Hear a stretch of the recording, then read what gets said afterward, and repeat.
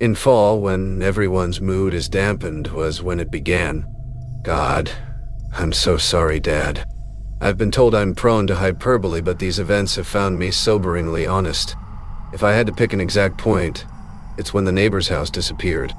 At first, I barely noticed it, but I was coming home after work and I realized where the Thompsons' mailbox was.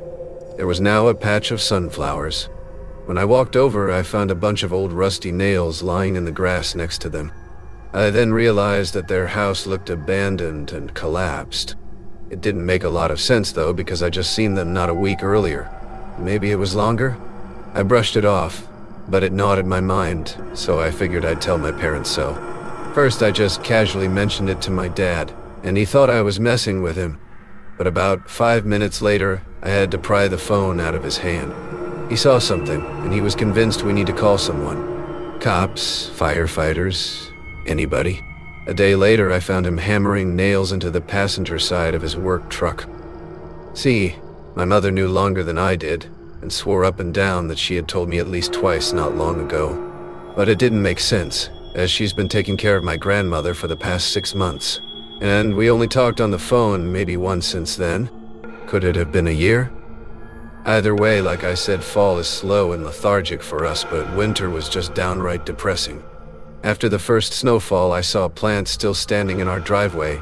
I thought nothing of it, though I did decide to shovel the snow out, and I swear I shoveled that spot where the plant was too. The second I got inside and warmed up, looked out to see a perfect 1-foot circumference of snow surrounding this lone plant sprouting from our gravel. Now, half terrified and half pissed, I decided to march out there and pull the plant out by its roots. Grabbing a big grassy handful, I rip, and I almost pass out from the pain. It was awful. Like grabbing onto a tooth with pliers and not ripping it out but crushing it. My head aches now writing this. I barely remember stumbling inside, and I certainly don't remember nailing my shoes to the door. But there they were dead center, like a wreath on Christmas. What is that smell?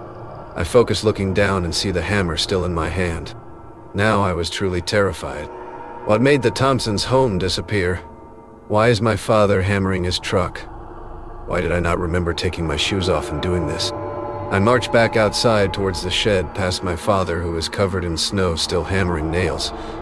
Now into the tailgate of the truck. I grab the biggest pair of hedge trimmers I can find, and I stomp right up to that lone plantum. Then I wake up in my bed covered in sweat, still clothed. It's 3:06 in the morning. I've got 6 missed calls, and I tiptoe downstairs more confused than I've been in my entire life. I see my shoes still hanging on to the front door. But now, a sunflower hangs from the tongue. Was this a message of peace? Or was this a threat? Whatever it is, all I know is I must go back to the Thompsons. It has to be the answer. It needs to be the answer. The only alternative is madness. I'm not mad. I can't be. I've always praised myself for being a straight shooter. Someone who can wrap his head around some pretty disturbing and confusing problems. I can't falter in my own faith, but I can't understand this.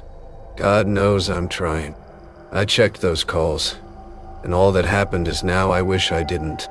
I was hoping it was my mother, but I quickly realized I was wrong when all I heard was heavy, labored breathing, and maybe it was a breeze. As soon as I shut my phone off, I smelled rot, like a dozen dead mice under the floorboards melting together. I keep hearing crows.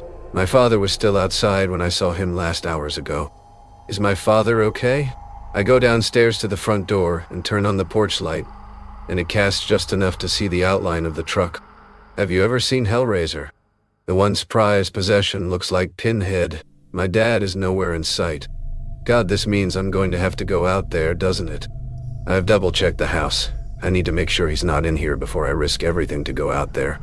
I grabbed my bolt-action .22. I know it's not much, but I'm not going out there with nothing. Slowly, I open the door so carefully as to not make a creak, and step down the stone slabs. Flashing a light around, it's not much but a barren, frozen winter wasteland. And as I corner of the truck, I see my father's black hoodie. No, just a piece of his hoodie. It's shredded. No, God, please, don't let this be it. Don't let this be him. What kind of cruel and malicious God can allow these events to happen? Who could leave him up in our tree like this? Stung up like he meant nothing. Organs strewn so far up the tree. The beam of my flashlight doesn't reach the top. The amount of blood makes me sick, and I throw up into the bed of the already blood-stained truck. That's when I see a sunflower growing through the rust in the fender rest. I've had enough. I don't care if I die. I'm taking this plant closer to a demon now, and I'm tearing it out. With a big handful wrapping around my fingers, I tug, and my brain feels like it's liquefying. I don't care, I will keep going. I'm not done until this thing is gone, out of my life. I will not allow what happened at the Thompsons to happen here. I refuse. I do stop, though. Now I can see two white full moon eyes staring at me from inside my house. I left the door open, and it speaks to me. Not in words, certainly not in a way a sane man can comprehend. But I understood. It was like an angel or a twisted beast of old. As it sang in my head, and as its horror of eternity floods my mind, I crumble, and I fall to my knees.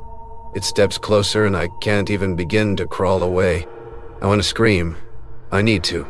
But my mind is occupied by visions of a frozen, snowy forest, drenched with blood. I know what it wants. My blood. And my mind. Its massive silhouette barely squeezed out of the doorway, leaving streaks of rot on the frame.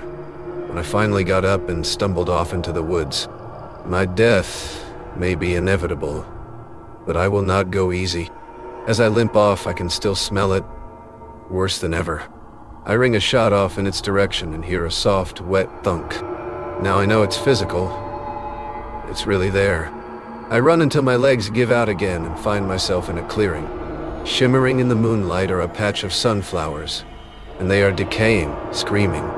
The stench curls my nose hair and burns my throat, but I can't look away as they bleed.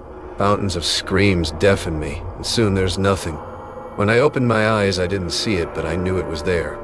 It was breathing down my neck, and all I could think of was my rifle. I could end it before that thing could rip my heart out. Go out on my terms. The thought was fleeting, but still, I had it. I pulled the trigger, and the beast moaned. Then it laughed. A horrible, gut-wrenching laugh that almost brings me to tears recalling it meant nothing but pure malice. It let me go. It knew me. Knew I'd live with nightmares. It knew that letting me go would be worse than gutting me. It knew the police would blame it on me. They did. Because how could I properly explain what had happened? So in my cell, I write the only thing I can. My experience of what happened, no matter how mad it sounds. And still the thing watches me. Just out of my vision, but always there. Always peering around that dark corner. Of course, I still find nails every once in a while. In my cell. On the way to the recreation area.